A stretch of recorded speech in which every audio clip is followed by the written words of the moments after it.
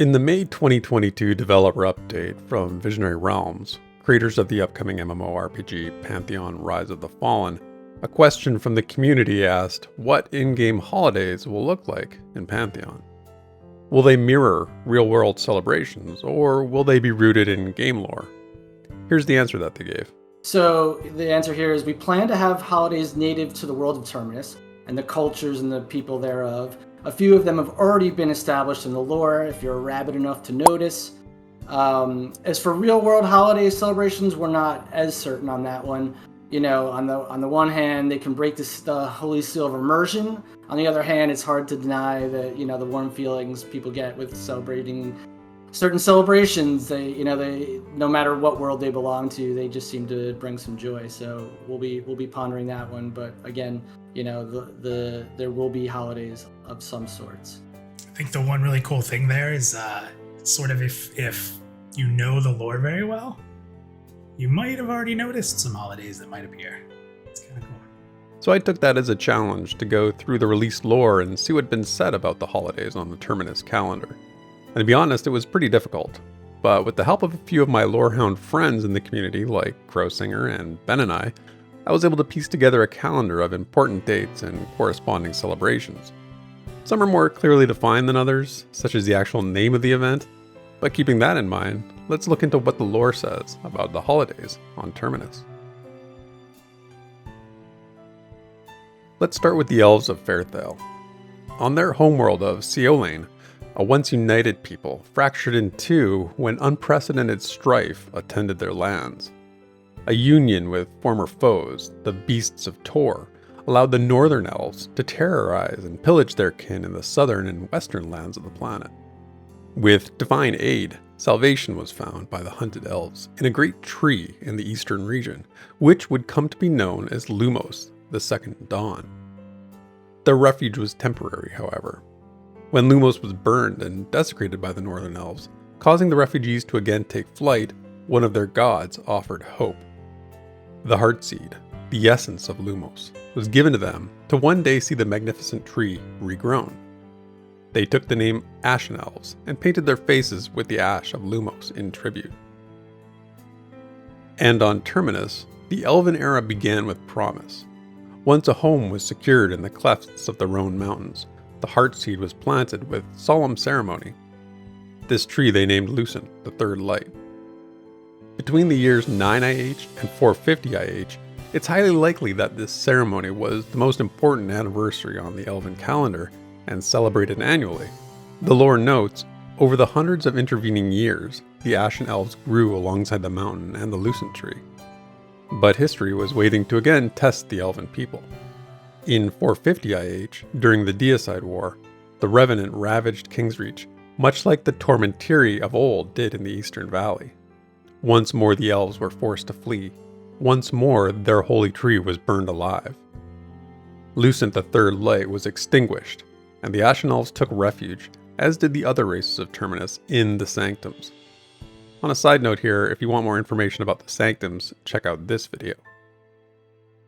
And then a day came that would mark anew the Elven lives on Terminus.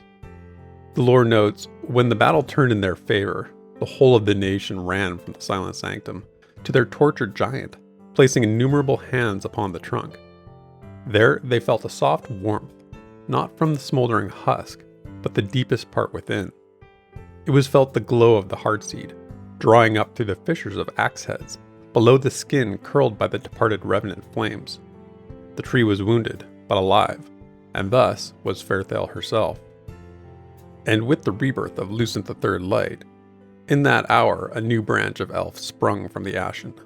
These are the Ember, a vibrant class who seek to return their people to the ancient days of promise on Seolane, before the age of pestilence.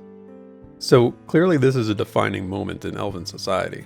The symbol of their resilience was reborn, and a new culture within them was awoken. But what might this moment be named? Lucent's rebirth? Or perhaps the Day of Embers?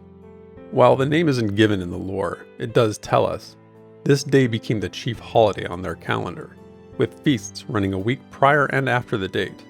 In the keepings of Castigu, Elven noble Kaelin Greyborn cites the holiday and its feasts in 474 IH.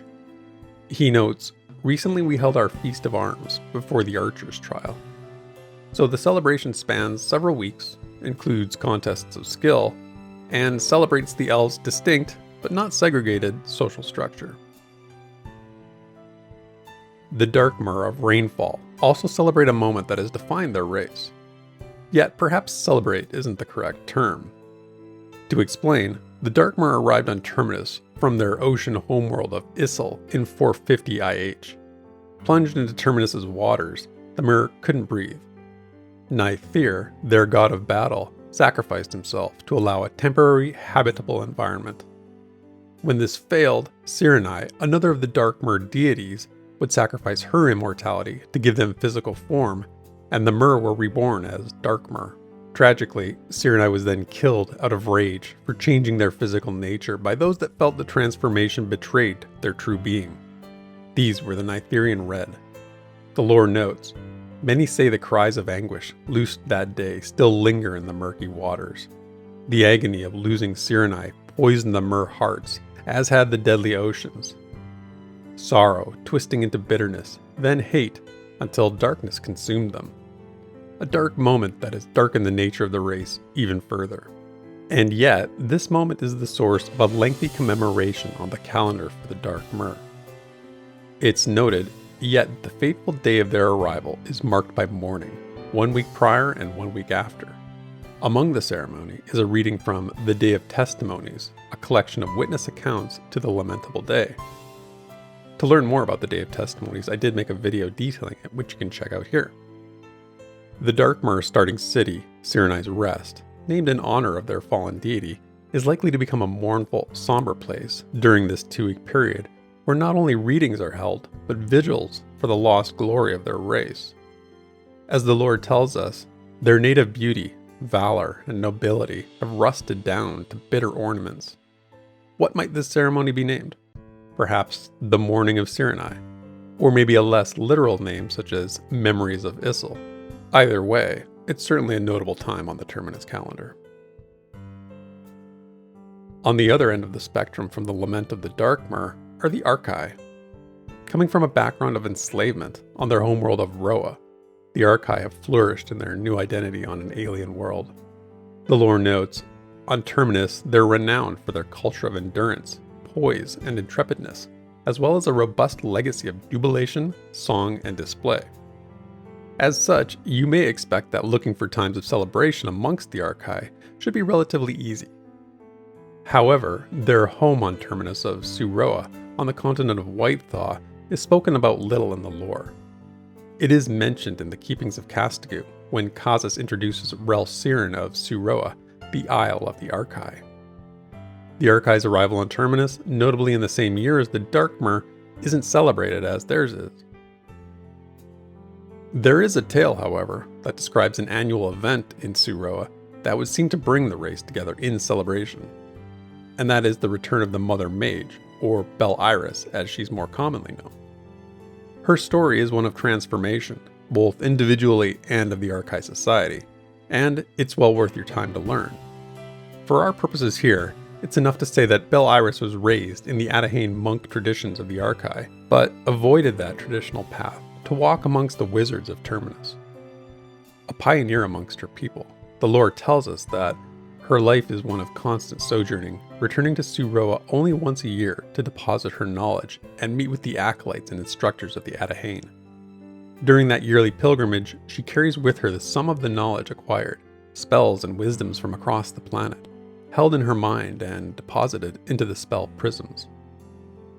One can imagine this event is highly anticipated amongst the instructors, sages, and general populace of Suroa, like the homecoming of a living legend.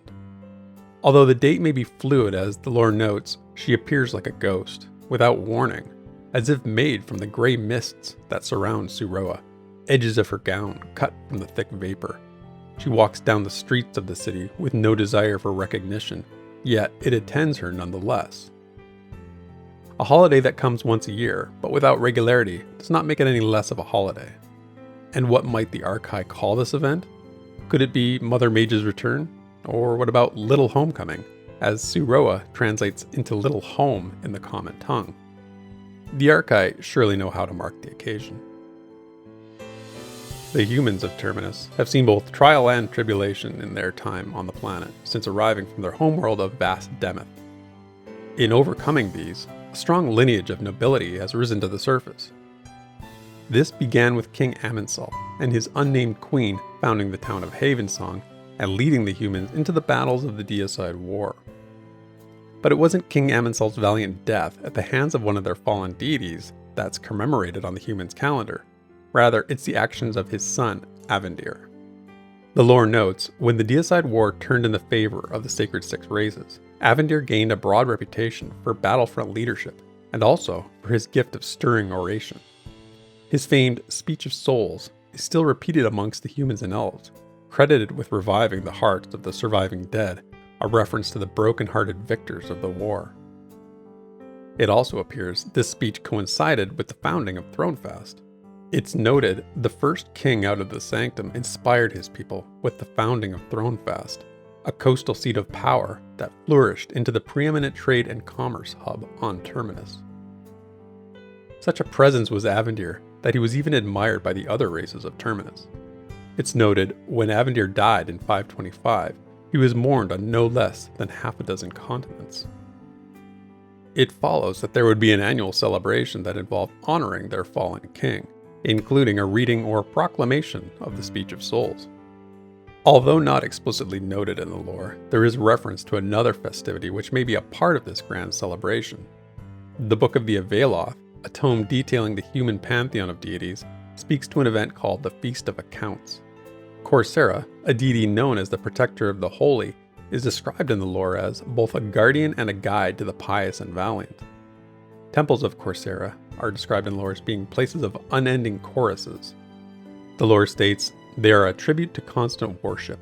Much of this ancient wisdom, writ, and wonder was studiously converted into song, hymn, and chant. The doors to her expansive halls are always open, and the sounds of vocal instrumentation never ceases, save for during the Feast of Accounts, when only one speaker at a time is permitted. What is the significance of only allowing one voice during the event? Perhaps it's to allow the Speech of Souls to take precedence over all else.